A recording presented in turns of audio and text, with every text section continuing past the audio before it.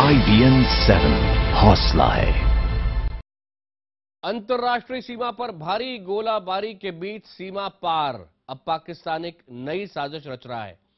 सरहद पर पाकिस्तान की सेना का जमावड़ा तो पहले ही बढ़ चुका है।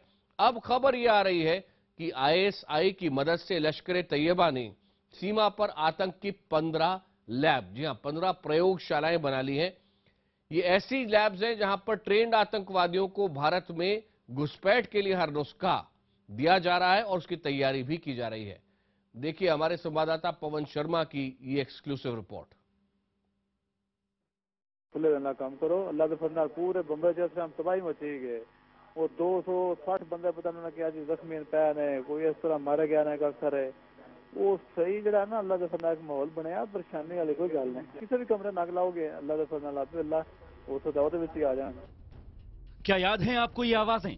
मुंबई हमले के वक्त 2008 में कत्लेआम मचा रहे आतंकियों को लगातार सरहद पार से निर्देश मिल रहे थे।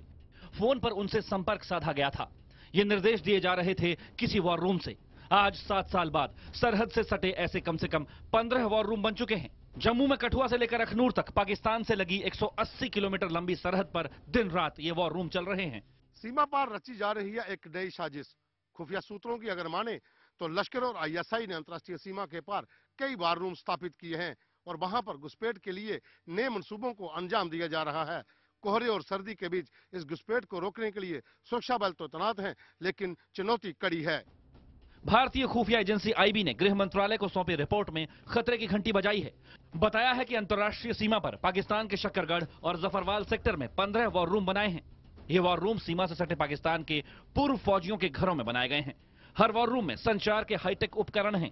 यहीं से आतंकवादियों से संपर्क कायम किया जाता है और उन्हें आगे का रास्ता बताया जाता है।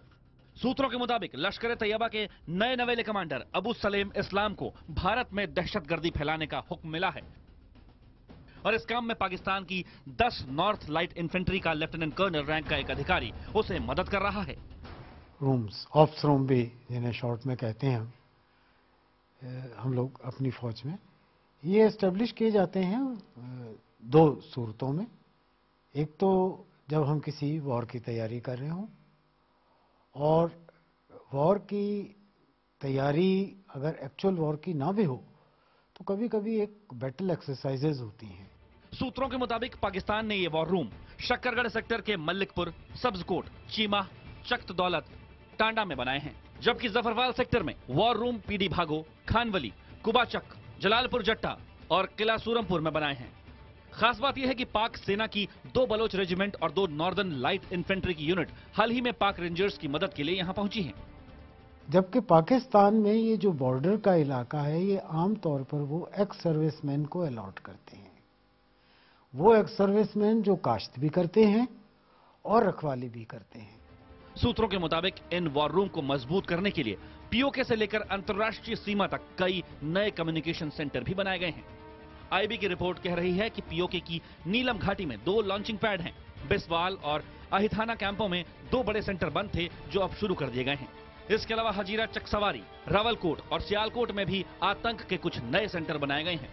सरहद पर 200 से 300 आतंकी घुसपैठ के लिए बैठे हैं और इतने ही आतंकी रिजर्व में रखे गए हैं।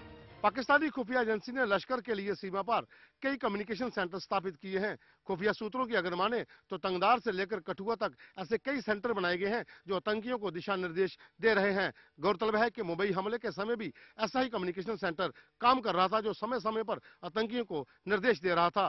कैमरामैन राजीव के साथ पवन शर्मा, जम्मू, IBN 7।